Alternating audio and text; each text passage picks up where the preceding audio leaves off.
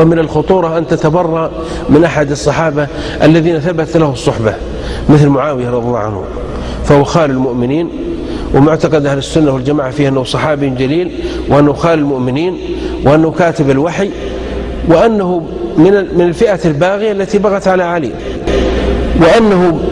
من الفئة الباغية التي بغت على علي. معاوية بن أبي سفيان هو والي له، يعني أمير يراجعه خليفة المسلمين عمر. وأبو سفيان تعرف المسلمة الفتح أسلم متأخر ويحب المال رضي الله عنه، ويحب حتى يقول صلى الله عليه وسلم من دخل دار أبي سفيان فهو آمن. فأخذ فرصة أبو سفيان، راح من المدينة لمعاوية، لأن معاوية بيعطيه فلوس ومال، ومعاوية كريم وسخي ويجمع المال، فذهب إليه فأعطاه أموال طبعا في حقائب وفي أكياس وهدايا، وذهب رضي الله عنه فأعطى أبوه قبل بيروح المدينة.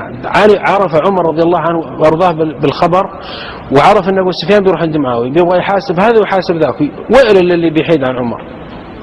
فذهب ثم أتى يسلم عليه، فخلع أبو سفيان لباسه اللي أعطاه ابنه، لباس الإمارة ولباس من الديباج وأشياء. فأرسل عمر رضي الله عنه قال علي بأبو سفيان يأتيني الآن. فأتى أبو سفيان بلباس السفر، لباس لبسه كذا مبعثر يعني، ودخل بعصا عنده. فأرسل عمر خدما من عنده 3، قال اذهبوا إلى بيتي لأن الرواحل تنزل الآن، تعالوا بالرواحل ولا يدري بها، ودخلوها من خلف البيت.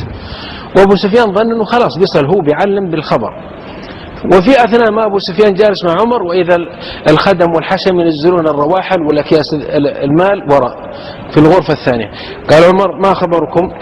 قال ذهبت إلى معاوية. قال أعطاك معاوية شيء؟ قال ماذا يعطيني يا أمير المؤمنين؟ المال مال الله في خزائن الله وأنت أمير المؤمنين.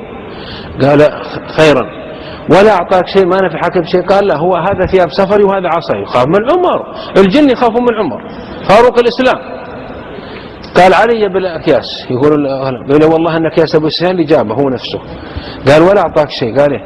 قال طلع أخرج. فأخرجوا فك الأكياس، وإذا فيها من ضمن هدايا، وإذا فيها قيد لهرقل عظيم الروم كان في دمشق اللي فيها معاوية، كان يقيد بها الناس. قال قيدوه أول. قال أنا وقائد، ترى قائد المشركين تعرف في أحد، قال تقيد، فقيدوه بيده وقيدوه. قال والله ما تطلق هذا حتى تقسم لي بالله ما ترك درهم ولا دينار. فأقسم لأن هذه الموجودة. قال هذا ابنك سرق المال في الشام وتسرقه أنت هنا، والله إنه البيت مال المسلمين. ابنك سرق المال في الشام وتسرقه أنت هنا، والله إنه البيت مال المسلمين. ابنك سرق المال في الشام وتسرقه أنت هنا، والله إنه البيت مال المسلمين.